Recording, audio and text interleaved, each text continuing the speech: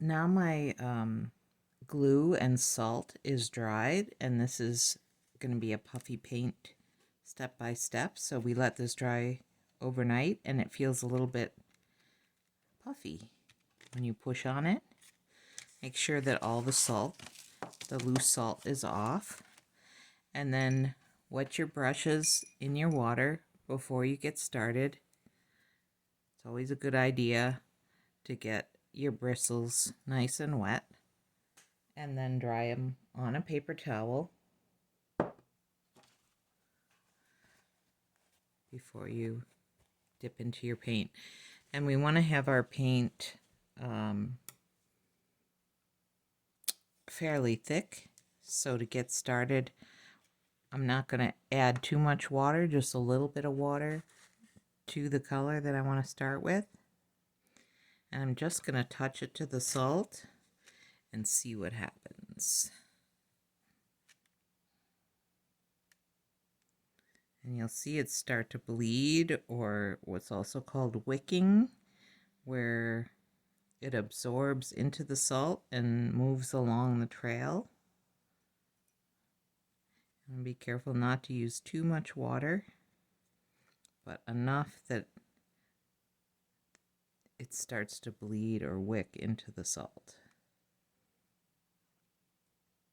You can do this before the glue is dry, but you won't get the same wicking result effect that you're seeing right now, where it's bleeding really quickly into the salt.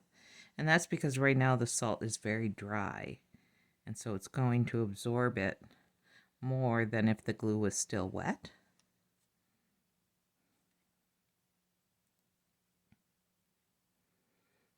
And you want to be careful about putting complementary colors next to each other, because if they bleed into each other, they're going to create a brown, unless that's what you want. But I have red and green next to each other, and if I let them touch, I'm going to end up with a brown.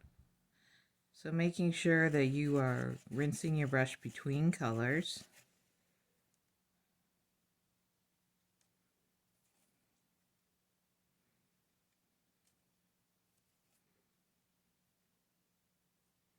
And you can also paint the paper that doesn't have any glue or salt on it, if you want to.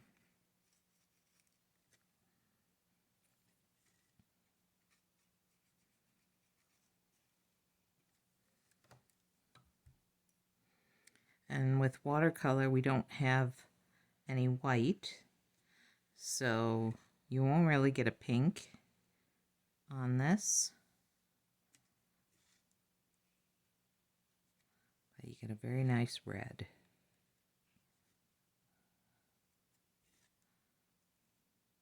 You can see the wicking happening. That's the absorption of the salt, taking in the liquid and really spreading the color.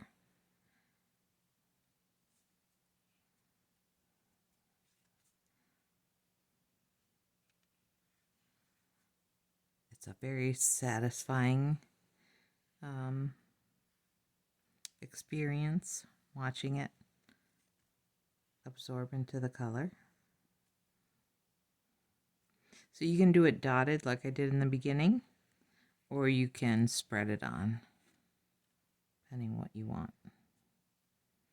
And you can see how where the red and the green mix, it forms a very dark brown, almost a black color there.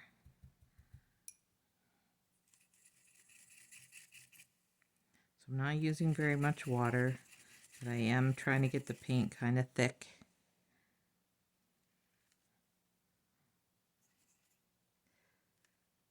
So that when I apply it to the salt, it's dark enough.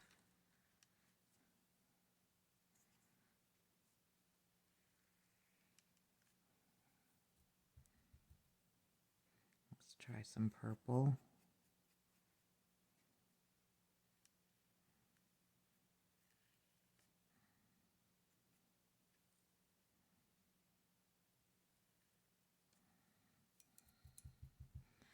And if I put yellow next to there, I'm going to end up with that brownish color. So I think I'll try something else. Let's put orange there.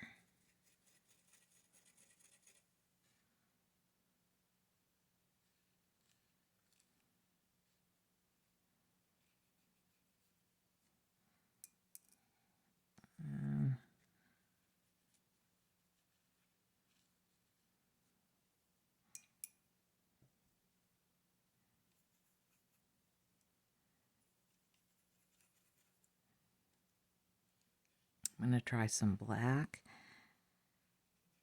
in between my colors. And this is not on the salt, so I'm going to get a more solid looking color there.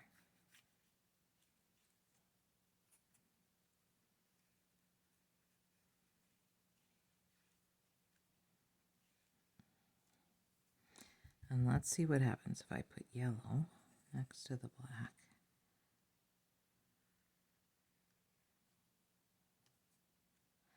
Sometimes when you mix yellow and black, you're going to get a green.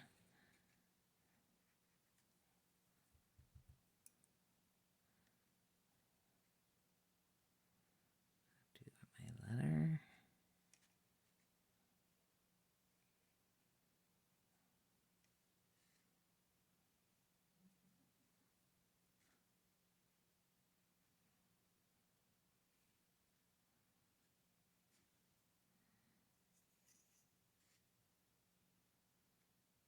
Put a few dots on there of a different color. I got blue and red there. Let it mix in together.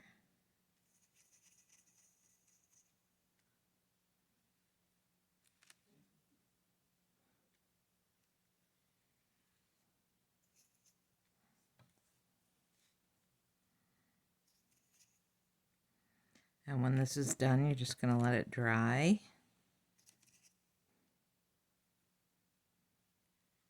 And you can do a separate page for inside if you want, with the signature page. Or you can write a note just using pen or pencil on the inside of the card.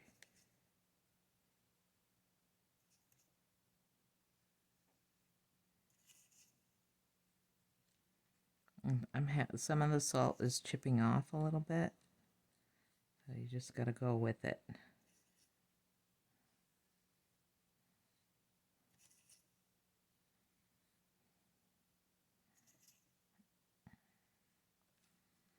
think I'm going to use a little purple in here, see what happens.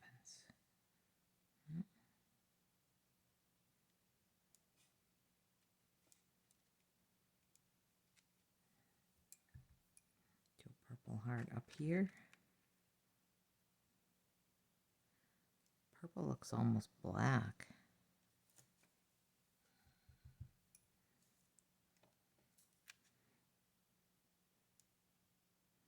But it also is nice because it kind of keeps the color right on the salt, like it's not bleeding out onto the paper itself. So I would call this done, but if you want, you can, play around with putting some water and then adding a color into the water. So let's go with purple. And this is just wet on wet, no salt involved here.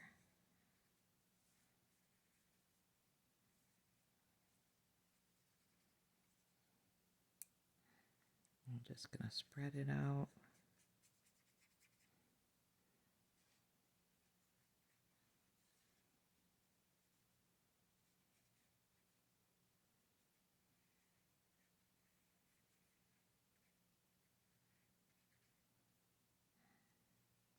Let it touch the salt and see what happens. So part of this, is an experimentation, seeing how the salt reacts to the color and to the water.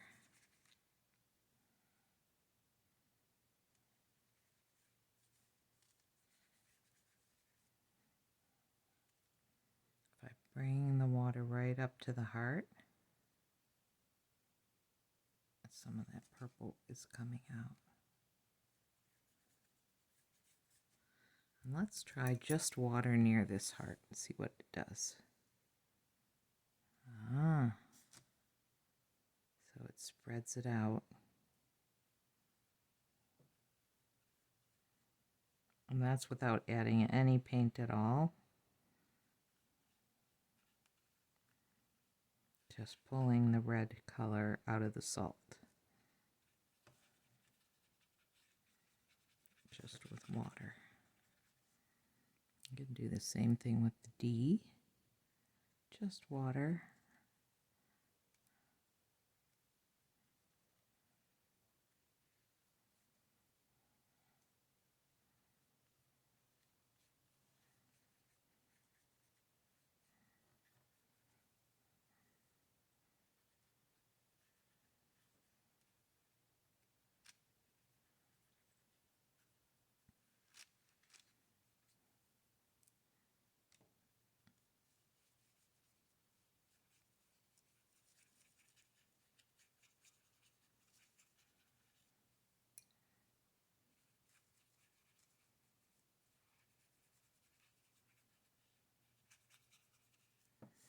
Now, another thing you could do is when the paint is really wet in your background, you could put a little salt on it and let that dry, and it'll crystallize, which is a completely different effect. So I'm going to take a little bit of the salt that's come off from underneath and just drop it on there.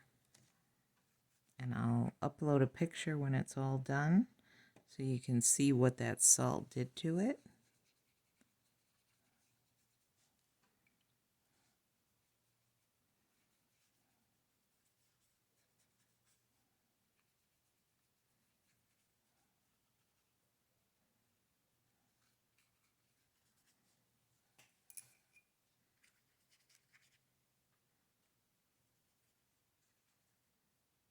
A little more purple down here. And then I'm going to put a little more salt on top of it. So we have the salt puffy paint from the glue, and then we're also going to get a crystal look from adding salt in the wet areas. Once it's done and it's dry, take a picture and upload it to the classroom.